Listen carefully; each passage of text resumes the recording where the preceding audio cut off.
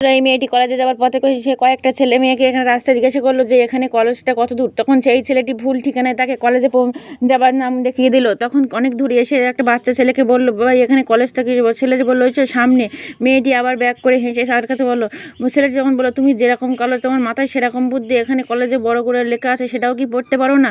তারপর কলেজ থেকে বাড়ি ফেরার পথে সেই মেয়েটি ধাক্কা লাথি মেরে ফেলে দিতে যায়। তখন ছেলেটি ধরে নেয়, মেয়েটি তার প্রেমে পড়ে যায়। তারপরের দিন প্রপোজ করে বলে একটা ফুল নিয়ে যাচ্ছে। তখন মেয়েটি সামনে এসে বললো, এভাবে প্রপোজ করলে কেউ রাজি হবে না। তখন মেয়েটি বললো কীভাবে? তখন মেয়েটি ভুলভাল মেকআপ করিয়ে তাকে দিল। তার সামনে আসলে ছেলেটি দেখে ভীষণভাবে রেগে ফুল টুল ছুঁড়ে তাকে ফেলে মারে। মেয়েটি খুবই কষ্ট পায়।